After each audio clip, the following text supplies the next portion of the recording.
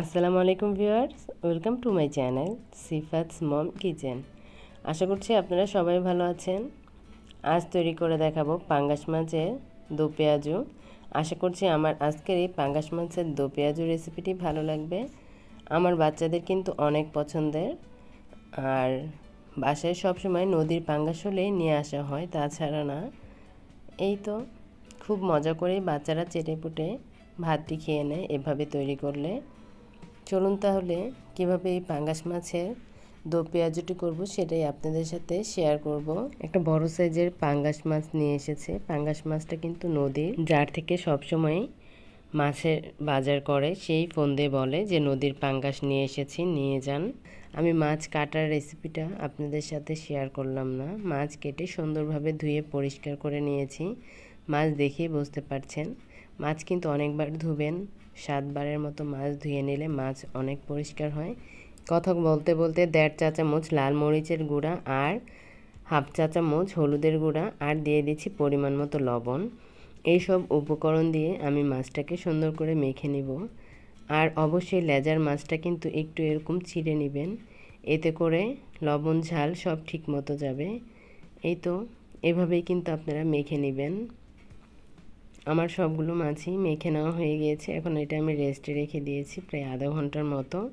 চুলায় একটা প্যান বসিয়ে এর মধ্যে সরিষার তেল দিয়ে দিচ্ছি। আমি সরিষার তেল দিয়ে মাছগুলো ভেজে নিব। এই তো এখন আমি মাছ ভাজতে চলে আসলাম।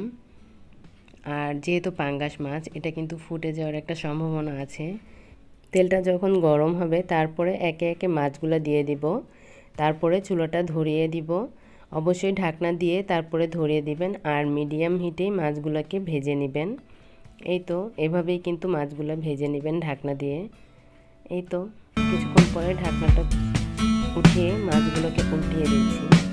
আর একটা কথা সবসময় মনে রাখবেন, যদি টাটকা মাছ হয়ে থাকে সেক্ষেত্রে খুব বেশি ভাজা লাগবে না। যদি একবার ডিপে ফ্রোজেন করে ফেলেন, সেই মাছটা একটু কড়া ভাজা দিয়েই রান্না করে খেতে বেশি ভালো লাগে। যেহেতু আমার মাছগুলা আজকেই নিয়ে আসা হয়েছে, সে কারণে আমি খুব বেশি ফ্রাই করছি না, হালকা ফ্রাই করে নিচ্ছি। এভাবেই সবগুলো মাছ আমি ভেজে নিয়েছি।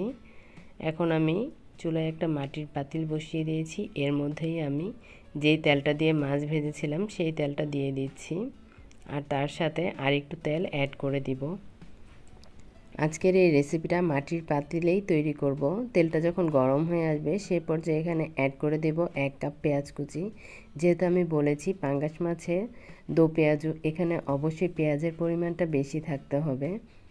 এই তো পেঁয়াজগুলো দিয়ে দিলাম, আর এখন একটা স্প্যাচুলার মাধ্যমে নেড়ে চেড়ে নেব। আর আমার এত ঠান্ডা লেগেছে যে কথাতেই বুঝতে পারছেন যে কতটা ঠান্ডা লেগেছে। এই তো এভাবে বেশ কিছুক্ষণ পেঁয়াজটা ভেজে নেব। যখন পেঁয়াজের কালারটা হালকা ব্রাউন কালার হয়ে আসবে সেই পর্যায়ে বুঝে নিতে হবে যে পেঁয়াজটা আমার ভাজা হয়ে গিয়েছে। এখন এর মধ্যে হলুদের গুঁড়া দিয়ে দিব 1 চা চামচ, দিয়ে দিব লাল মরিচের গুঁড়া 1.5 চা চামচ, আর ধনিয়ার গুঁড়াও 1 চা চামচ, আর দিয়ে দিচ্ছি 1/2 চা চামচ জিরা গুঁড়া। পুরোটা দিন কিছুটা রেখে পরে আমি আবার দেবো, আর দিয়ে দিচ্ছি পরিমাণ মতো লবণ। লবণটা একটু বুঝে দেবেন, মাছ ভাজার সময় কিন্তু লবণ দেওয়া হয়েছে, সে কারণে এখানে খুব বেশি লবণ দেবে না, এতে করে লবণ বেশি হয়ে যাবে, সেটা বুঝেই দিবেন। এখন আমি মশলাটাকে খুব ভালো মতো কষিয়ে নেব। আর মাটির পাতিলে তরকারিটা কিন্তু অসম্ভব মজার ছিল। আপনারা চাইলে একবার এভাবেই তরকারিটা তৈরি করে খেতে পারেন, অথেন্টিক মজার পাবেন এই পাঙ্গাস মাছের দো পেঁয়াজু রেসিপিটা। এই তো মশলাটা কিন্তু আমার খুব ভালো মতো কষানো হয়ে গিয়েছে, তা দেখেই বুঝতে পারছেন। এখন আমি এর মধ্যে পানি দিয়ে দিব। যেহেতু আমার মাছগুলো ভেজে নেওয়া আছে সে কারণে পানিটা এখন দিয়ে দিলে তারপরে বড় আসার পরে মাছগুলো আমি অ্যাড করে দিব। 1.5 কাপ পানি দিয়ে দিচ্ছি মেজারমেন্ট কাপে। এখন ঢাকনা দিয়ে অপেক্ষা করব বলক আসার জন্য। এই তো বেশ কিছুক্ষণ পরে ফিরে আসলাম, দেখে বুঝতেই পারছেন বলকটা কিন্তু পুরো চলে আসছে। এখন আমি এর মধ্যেই একে একে সব মাছ দিয়ে দিব। এভাবে পাঙ্গাস মাছের দো পেঁয়াজুটা তৈরি করলে খেতে কিন্তু অসম্ভব ভালো লাগবে। আর যারা আমার চ্যানেলটি এখনও সাবস্ক্রাইব করেননি, ভিডিওটি যদি ভালো লেগে থাকে অবশ্যই চ্যানেলটি সাবস্ক্রাইব করে পাশে থাকবেন আর পাশে থাকা বেল বাটনটি ক্লিক করে দিবেন। এই তো ঢাকনা দিয়ে দিচ্ছি। প্রায় কিছুক্ষণ পরে আমি আবার ফিরে আসলাম। ঢাকনাটা তুলে একটু ঝাঁকিয়ে দিয়েছি আর এর মধ্যে আমি একটু কাঁচামরিচ ফেলে দিলাম। কাঁচামরিচের খুব সুন্দর একটা ফ্লেভার আসবে, সে কারণে ঢাকনা দিয়ে বেশ কিছুক্ষণ পরে আবার ফিরে আসলাম। এই তো পাঙ্গাস মাছের দো পেঁয়াজটা কিন্তু আমার হয়ে গিয়েছে। আমি নামানোর আগে একটু জিরে ফাঁকি এর মধ্যে দিয়ে দিচ্ছি, এতে করে খুব সুন্দর একটা ফ্লেভার আসবে। আর জালটাও কমিয়ে দিচ্ছি এ পর্যায়ে। 5 মিনিট পরে আমি ঢাকনাটা তুলে নিচ্ছি। এত সুন্দর একটা ফ্লেভার আসছে যা বলে বোঝানো যাবে না। ঝোলটা দেখেই বুঝতে পারছেন যে কতটা মজার হয়েছে।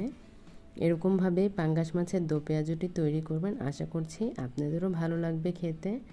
আমার পরিবারের সবারই কিন্তু দেশি পাঙ্গাস মাছটা এভাবেই রান্না করে থাকে। খুবই তাড়াতাড়ি তৈরি করে ফেললাম অথেন্টিক পাঙ্গাস মাছের দো পেঁয়াজু। এই পাঙ্গাস মাছের দো পেঁয়াজুটি গরম ভাত অথবা পোলাওর সাথে খেতে অনেক ভালো লাগে। আশা করছি আপনারা একবার হলেও এইভাবে এই রেসিপিটা তৈরি করবেন আর খেয়ে কমেন্টস করে জানাবেন যে কীরকম হয়েছে। আমার পরিবারের সবারই কম বেশি এভাবে পাঙ্গাস মাছের এই রেসিপিটা অনেক ভালো লাগে। আজকের মতো বিদায় নিচ্ছি। ভালো থাকবেন, সুস্থ থাকবেন। আল্লাহ হাফেজ।